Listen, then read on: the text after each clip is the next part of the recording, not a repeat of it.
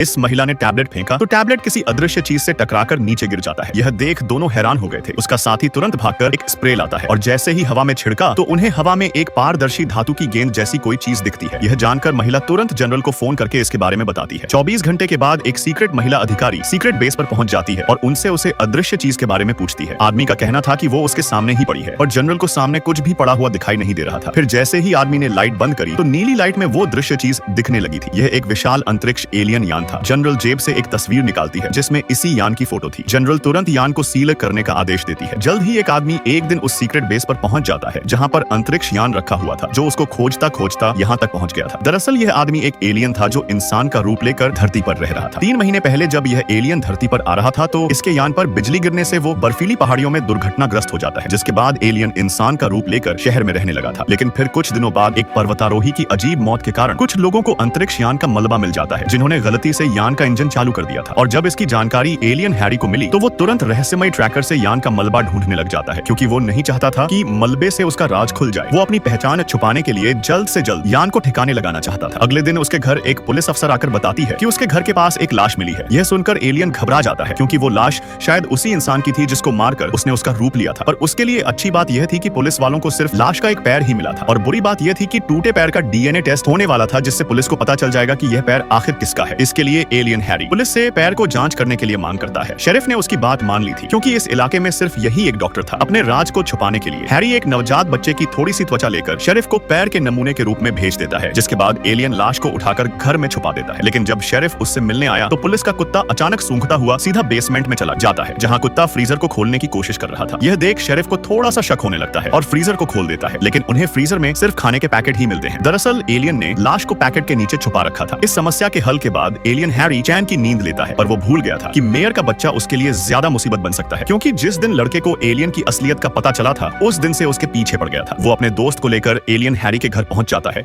और छानबीन शुरू कर देता है। लेकिन जब उन्हें कुछ नहीं मिला तो दोनों बेसमेंट में चले जाते हैं और कोने में बंद फ्रीजर को देख उसे खोलने की कोशिश करने लगते हैं, पर उस पर ताला लगा था। तभी लड़के की नजर एक सेब पर पड़ती है जो हवा में तैर रहा था, जो सच में जादुई था। छोटी लड़की उत्सुकता से जैसे ही उसे छूती है तो दोनों को तेज बिजली का झटका लग जाता है, जिसमें दोनों मारे जाते हैं। फिर शाम को जब एलियन घर लौटा तो बेसमेंट में बच्चों को देख चकरा गया था। वो उनको छूकर देखता है तो वो निपट चुके थे, इसलिए एलियन दोनों की लाश को बैग में डालकर ठिकाने लगाने जा रहा था।